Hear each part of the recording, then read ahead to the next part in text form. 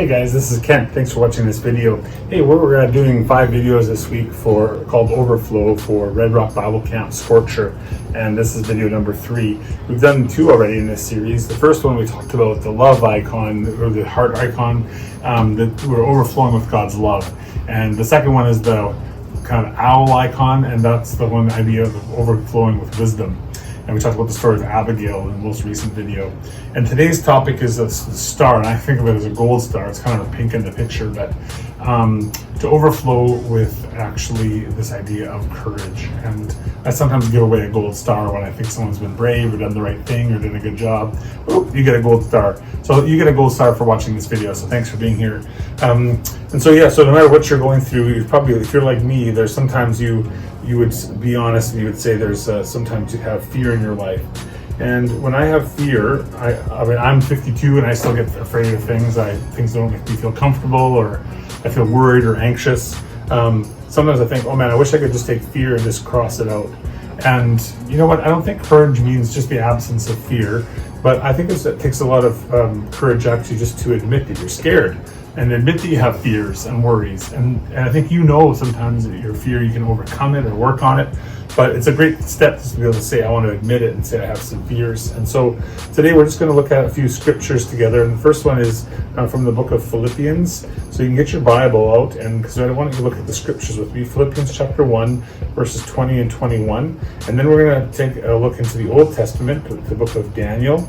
And we're going to look at chapter 1 and verse 8, and also 3:16 to 18. And then we're going to have a key word in there that we are going to talk about. And then we're going to look at Esther, which is a great book also in the Bible. And we're going to look at chapter 4, verse 11 to 17.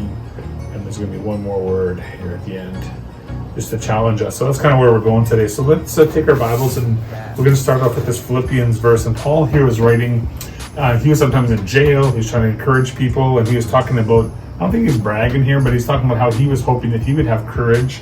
And he says, I eagerly expect and hope that I will in no way be ashamed, but will have sufficient courage, so that now as always Christ will be exalted in my body, whether by life or by death. Wow. Like, I just think that's so powerful. And he had an expectation, like, I eagerly expect and hope that I'll be, not be ashamed, but I'll have courage.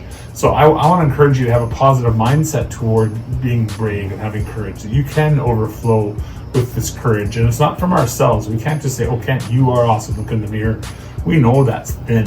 We know ourselves so well. But we say, with God's help, we can actually face our fears, admit them, and then do the brave things, the next thing that takes courage.